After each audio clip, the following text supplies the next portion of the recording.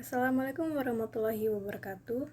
Nama saya Sarah Enggawinati, NPMI 1D01868, berasal dari jurusan Agribisnis Universitas Bengkulu, Fakultas Pertanian.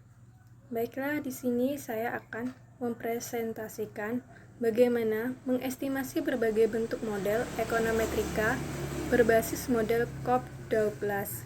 Langsung saja ya, yaitu kita mulai dari pendahuluan, di mana analisis regresi merupakan suatu teknik statistika yang sangat berguna untuk memeriksa dan memodelkan hubungan antara variabel-variabel tersebut yang terdiri dari variabel independen dan variabel terikat.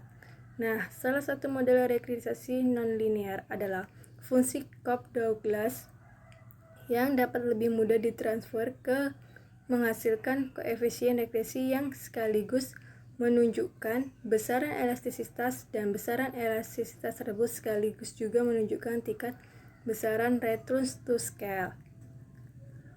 Langsung saja ke metode penelitian.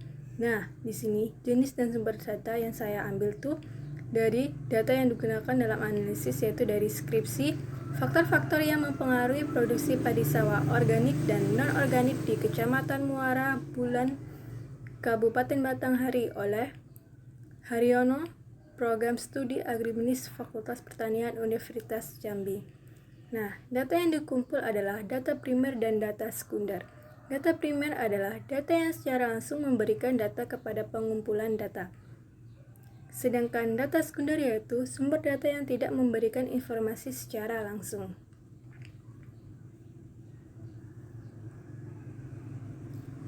Selanjutnya, spesifikasi model.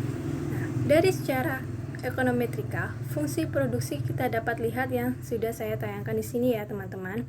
Serta untuk mengestimasi model lain, nah model tersebut menjadi model dalam bentuk logaritma natural nih, sebagai berikut yang sudah saya tampilkan ya teman-teman. Selanjutnya, hasil dan pembahasan. Nah, dari uji tingkat hubungan input-output, hipotesisnya yaitu jika p-value lebih kecil dari 0,05, maka artinya tolak H0 terima H1. Jika p-value lebih besar dari 0,05, maka terima HO tolak H1. Di sini sudah ada tabel yang sudah saya tampilkan. Bisa teman-teman lihatnya. Selanjutnya, uji skala. Skala usaha terbagi menjadi 3, yaitu 1. Increasing return to scale IRS, 2. Decreasing return to scale DRS, 3. Constant return to scale CRS. Dengan hipotesis bisa kita lihat di mana HO sama dengan beta 1 ditambah beta 2 ditambah beta 3 sama dengan 1. H1 sama dengan beta 1 ditambah beta 2 ditambah B3 sama dengan 1. Jika p-value lebih kecil dari 0,05, maka telah H0 terima H1.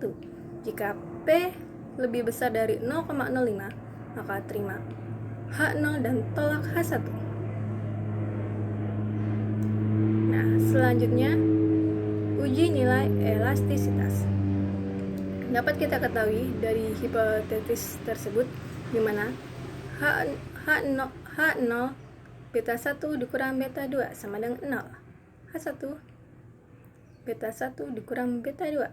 Nah, bisa kita lihat di sini ya teman-teman yang sudah saya tayangkan.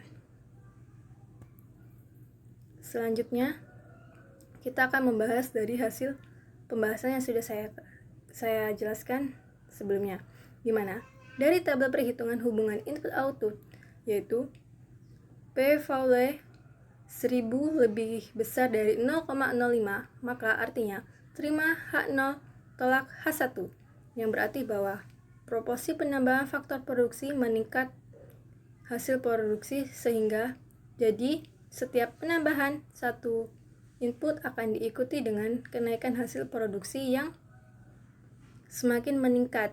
Nah, jika dilihat dari pengaruh input, maka variabel luas lahan akan berpengaruh terhadap besarnya pendapatan petani. Selanjutnya, skala usaha elastis. Usaha elastis yang dapat dilihat dari p-value 1000 lebih besar dari 0,05, maka artinya terima H0 dan tolak H1.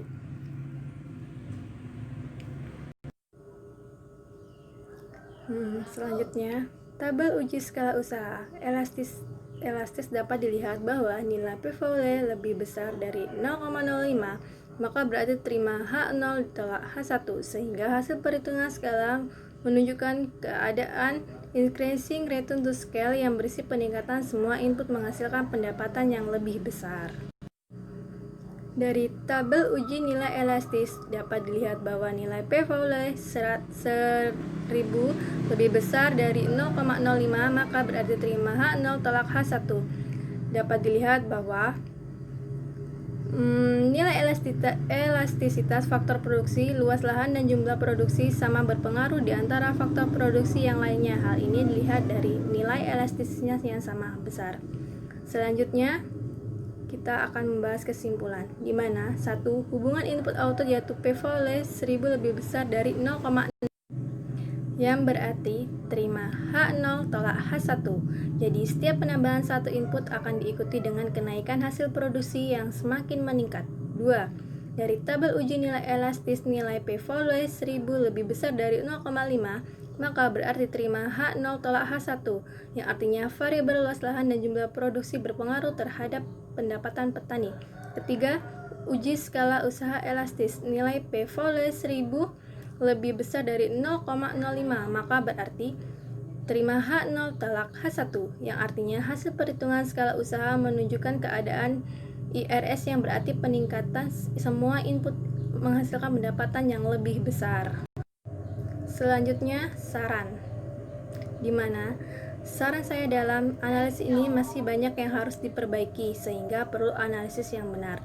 Karena dalam perhitungan instruksi Shazam diperlukan ketelitian dan konsentrasi yang cukup agar tidak terjadi kesalahan sehingga data ini benar atau tidak error.